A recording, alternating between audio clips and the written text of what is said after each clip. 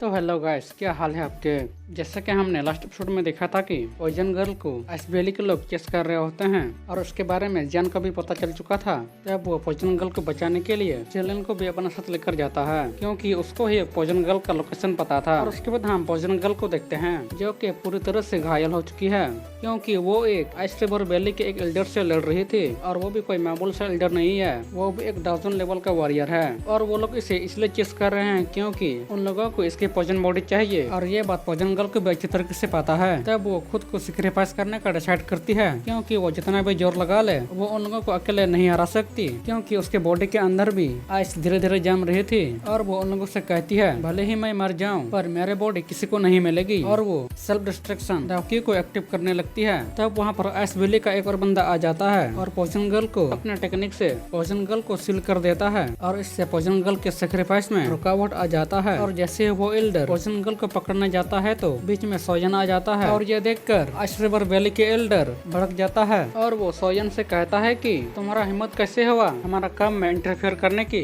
मैं तुम्हें सलाह देता हूँ कि यहाँ से चुपचाप निकल जाओ, नहीं तो मैं तुम्हारा भर्ता बना दूंगा। और सोयन ये सुनकर हंसने लगता है। और वो आइस वैली के एल्डर से कहता है कि ऐसी बातें मैं रोज सुनता हूँ, पर मुझे अभी तक कुछ भी नहीं हुआ है। और ये कहते ही पॉइजन गर्ल जो आइस अटैक से सील था उससे वो तोड़ देता है। और पॉइजन गर्ल को पकड़ने के बाद वो उसे अरेस्ट करने के लिए कहता है, अब मैं यहाँ से सब कुछ संभाल लूंगा। और सोयन अपने पपेट को समन करता है। और जैसे सोयन पपेट को ऑर्डर देता है तब वो पपेट एक ही अटैक में एल्डर के मुंह से खून निकाल देता है। तब वो एल्डर बाकियों को ऑर्डर देता है कि सोयन को मार देने के लिए, क्योंकि वही पपेट को कंट्रोल कर रहा था। क्योंकि अगर सोयन मर जाता है तो पपेट भी कोई काम का नहीं। तो सभी मिलकर सोयन पर अटैक करने के लिए आते हैं, बट सोयन मास्टर हाव को जगा लेता है। और मास्टर हाव को देखकर सभी एल्डरों की हालत खराब हो जाती है। तब वो तीनों मिलकर आइस वैली रिवर के सभी एल्डरों के बैंड बजा देता है। और उन सबको हराने के बाद सोयन पॉइजन गर्ल को एक सेफ प्लेस पर लेकर जाता है ताकि वो उसकी इंजरी को हील कर सके। और उसके बाद देखते हैं कि आइस रिवर वैली को जो कि एल्डर अचनेक को देखते हैं। और जैसे ही उसे पता चलता है कि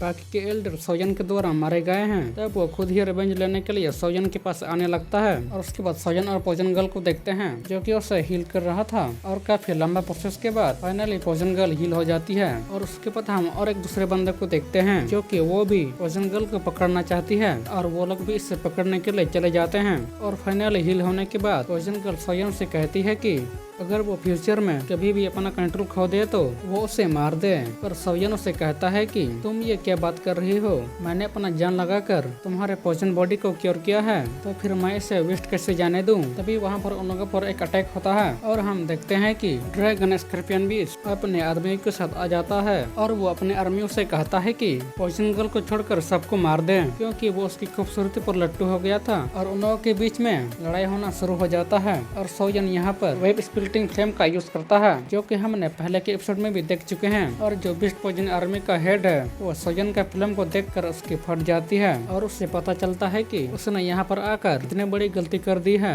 और यहाँ पर उसका ध्यान भटक जाता है। और उसका फायदा उठाकर मास्टर याओ और पपेट मिलकर उस पर एक खतरनाक अटैक कर देते हैं। और उसके बाद वो अपने ट्रू फॉर्म में आने लगता है। और उसके आसपास जितने भी बीस्ट मारे हुए थे उन सब का पॉइजन ऑब्जर्व करके खुद को और भी पावरफुल बना लेता है। और ये देखकर सोयन फ्लेम ऑफ वुल्फ स्पिरिट से अटैक करता है और उसकी पेटी वहीं पर ही बन जाती है।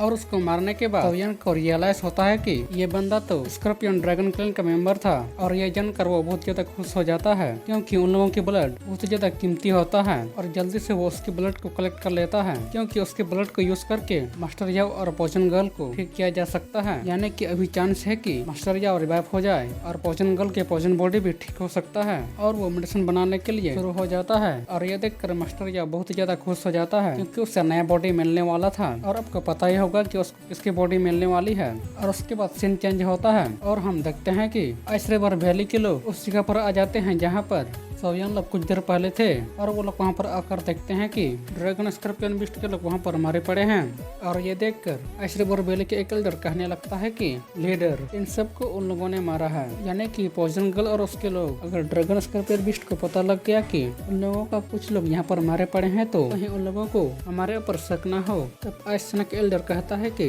तुम कहना क्या चाहते हो, हमारा आइस रिवर वैली उन लोगों से डरता है, मुझे कोई फर्क नहीं पड़ता कि उन लोगों को जो भी समझना है समझने दो। मेरे सामने ड्रैगन स्कॉर्पियन बीस्ट कुछ भी नहीं है। और आइसैक एल्डर आसपास के माहौल को देखकर कहता है कि वो लड़का इतने से कम उम्र में बहुत ज्यादा जीनियस और टैलेंटेड है। ये बहुत बुरा हुआ कि उसकी किस्मत ने उसे मेरा दुश्मन बना दिया।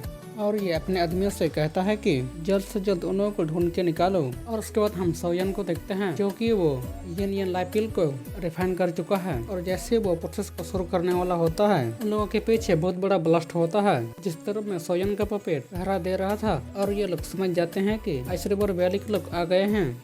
और सोयन कहता है कि ये बहुत बुरा हुआ, अगर मैं डिस्ट्रैक्ट हो गया तो ये रिवाइव वाला प्रोसेस फेल हो जाएगा। तभी पोइजन गर्ल कहते हैं कि मैं उन लोगों को कुछ देर रोकती हूँ, मैं किसी को भी तुम्हें डिस्टर्ब नहीं करने दूंगी। और वो उन लोगों से लड़ने के लिए चली जाती है। यहाँ पर मास्टर याओ भी कहता है कि सोयन मेरे बॉडी को भूल जाओ, पहले हमें उन लोगों को ठिकाना लगाना होगा। और सोयन नहीं मानता है, वो अपने काम में ही लगा रहता है। और हम देखते हैं कि पोइजन गर्ल उन लोगों से भिड़ जाती है, बट सामने वाला बंदा काफी ज्यादा पावरफुल होने की वजह से पोइजन गर्ल उससे नहीं सकती है। और वो बहुत बुरी तरीके से मार खा रही होती है। तब आइस रिवर वैली के एल्डर कहता है कि नादान लड़की, तुम्हारे पास बहुत कीमती पोइजन बॉडी है, तुम मुझे आइस रिवर वैली तक फॉलो करो और मैं तुम्हें जीने का मौका दूंगा। और पोइजन गर्ल भी यह सुनकर कहती है कि मेरे इतने बुरे दिन नहीं आए हैं कि मैं तुम जैसे लोगों को फॉलो करूं, और वैसे भी तुम यहाँ पर मरने वाले हो। और तभी सोयन का पपेट पीछे से अटैक कर देता है, बट वो एल्डर उससे भी रोक लेता है और कहने लगता है कि तुम्हें लगता है कि एक पपेट जो कि दाउजून पर है वो मुझे हरा सकता है। मुझे हराने के लिए एटलीस्ट दाउजून लेवल का वॉरियर होना चाहिए। तभी पीछे से एक आवाज आता है, दाउजून हाँ, और उस पर एक पावरफुल अटैक आता है और वो बहुत पीछे जाकर गिर जाता है। जैसी तुम्हारी मर्जी। और ये आवाज और अटैक मास्टर याओ की थी जो कि सक्सेसफुल रिवाइव हो गया है, और वो भी इंसान के बॉडी पर। और उसे देखकर सब लोग हैरान हो जाते हैं ये अचानक से एक दाउजून का बंदा कहाँ से आ गया। और ये वीडियो यहाँ पर ही खत्म हो जाता है। अब अगले वीडियो में आगे की फाइट को एक्सप्लेन करेंगे। अगर आपको ये वीडियो थोड़ा सा भी पसंद आया हो तो वीडियो को लाइक और चैनल को सब्सक्राइब जरूर करना, क्योंकि ऐसे ही आगे भी GTH और फेमस टंगवा के एक्सप्लेन आते रहेंगे। तो फिर मिलते हैं अगले वीडियो में। अभी के लिए बाय बाय।